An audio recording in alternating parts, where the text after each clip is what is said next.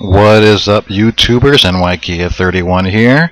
Happy New Year! Happy New Year, one and all. Happy 2012. Hope everyone had a safe and fun New Year's Eve. That no one woke up next to someone that they didn't expect to.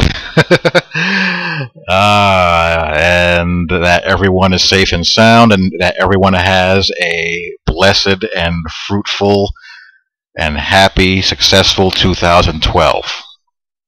It's been a good year. Been a good year in the sports gaming front. I had a lot of fun this past year playing these games, doing these videos, talking to you guys. It's a fun hobby. I really enjoy doing this kind of stuff. Hope you guys enjoy it and continue to enjoy it. Thank you for all the subscriber support. And I'll continue to do stuff like this and the YouTube thing and the sports gaming thing for as long as it remains fun. So let's hope it does. But anyway, I'm here watching the Cowboys and the Giants. 14-0 Giants at the moment. And I'm a Giants fan tonight. Partially out of disgust over the Jets, and partially because I just enjoy watching Jerry Jones suffer on live TV. Nothing gives me greater pleasure as a football fan than seeing Jerry Jones, shots of Jerry Jones in the press box or on the sideline, his surgically altered face contorted in agony as the Cowboys suffer a big loss in a big game. It doesn't get any bigger than win or go home. So here's to seeing Jerry Jones's face melt apart on national TV once again. But anyway, what do I have in front of me here? I haven't done a video like this in a while. This right here is a diagram of a base 4-3 under front. And I'm going to show you guys what this defense is and how it looks in both AP2K8, Madden / NCAA, and if you like it and want to try it out, hopefully it works for you guys. But anyway, the 4-3 under front is a base 4-3 defense, but it's a little bit more aggressive than your, than the customary two deep safety Tampa 2 style 4-3. This is more in line with the Jim Johnson when he was the defensive coordinator at the Philadelphia Eagles. And New Orleans Saints Greg Williams style 4-3 with the safety in the box there for run support, mostly a cover 3 cover 1 look, favorable angles for your down linemen and linebackers to create one-on-one matchups out of from alignment, and also overload blitz angles as well for your linebackers to shoot through. Lots of ways to create overloads for your linebackers if they're good pass rushers, and also favorable one-on-one matchups for your speed rushing defensive end and pass rush defensive tackle. And also good in the box run support for between the tackles runs. A little bit vulnerable off tackle, because if contain gets broken, there's an alley between the last guy on the inside and the defensive backs, the corners. But it's very good for creating favorable pass rush angles, which you'll see. But even though it's a little bit more aggressive, oddly enough, it does have its roots from the great Monty Kiffin, back when he was defensive coordinator in college, and also with the Vikings in the mid-90s. Tony Dungy employed this defense when he was defensive coordinator on the Vikings as well. Pete Carroll learned this defense under Monty Kiffin and Tony Dungy and brought the underfront to USC. That's what he ran when he had USC really rolling with a lot of talent. The 2000 Ravens under Marvin Lewis's defense played this style of defense, this style of 4-3, as well as Lovie Smith's the defense with the Greatest Show on Turf Rams, and those are the ones that come to mind immediately. And of course, the Saints and the Eagles. And the most important pieces, I'm not going to touch on everything, but just to give you a general overview, is the defensive end on your left, the outside shoulder of the left tackle. He's your stud speed rusher, your Julius Peppers, your Dwight Freeney, your Jared Allen, and the defensive tackle to your right, rather. To your right, his left. Think of the Warren Sapp, Simeon Rice combo with the Tampa Bay Buccaneers. Your strong side outside linebacker, he has to be a good hybrid player. He has to be able to be strong enough to hold his ground and run support, be able to rush the pass rusher. He has a good natural outside pass rush angle, and also give that tight end a good wham and redirect to the inside.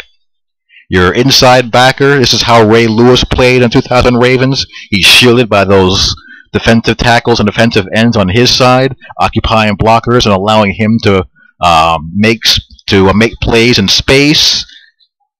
And the weak side outside linebacker, think of your if you're a Bears fan, Lance Briggs, a guy who's fast, a guy who can cover a lot of ground, cover for people who either get blocked or if contain gets broken, rob slants and drags from the backside, be able to drop back in coverage as well to cut off any ins and seam routes from slot receivers.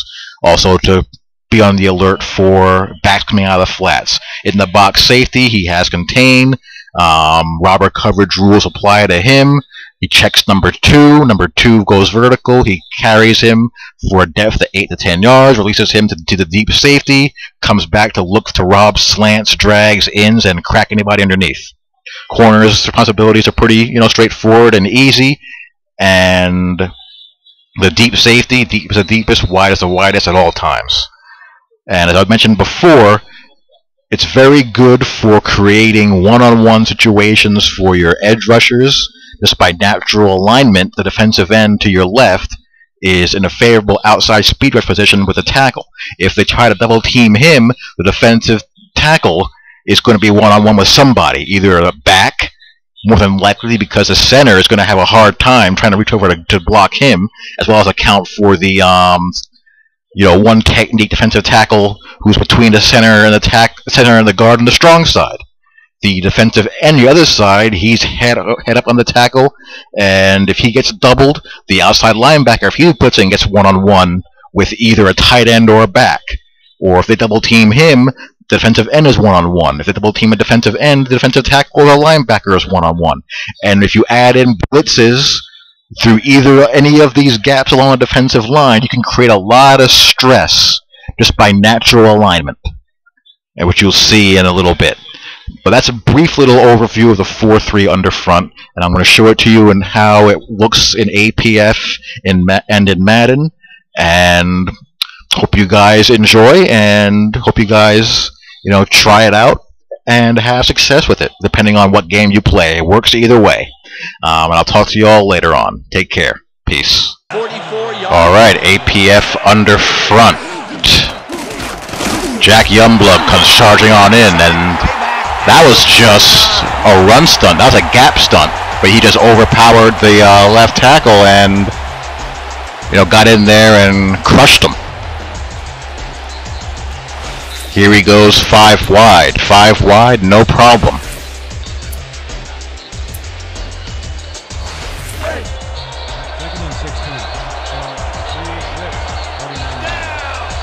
Under shift.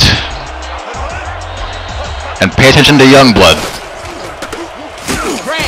He just beats him with speed and causes that pressure. You see the problem that angle he's at creates? He's on an island one-on-one with that tackle, and he should win that matchup more often than not. Alright, here I'm in man coverage. And I'm sending a blitzer here, I think. I'm in cover 1. No, I'm not. Yeah, I'm in cover 1. He's trying to roll away. No, sir. No, sir. 4th and 24. 3rd and 8. For some reason, he tries a play-action rollout, but he rolls right into the blitz. I blitz the outside linebacker on that side, and he rolls right into the pressure. Different opponent.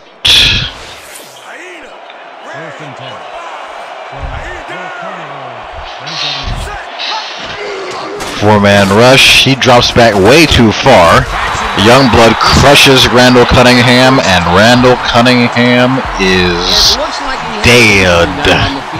He is not getting up.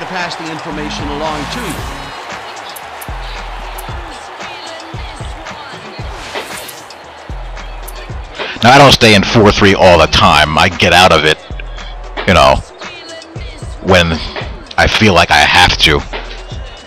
But I believe in having my very best coverage people on the field at all times. And if my best coverage people are 3 linebackers and 4 DBs, they're staying on the field. Period.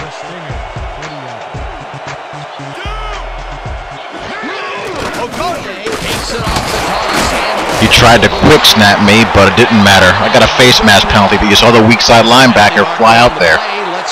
That's his job. I'm in dime right here, actually, and I'm sending 6 now. Same shift. And here they come.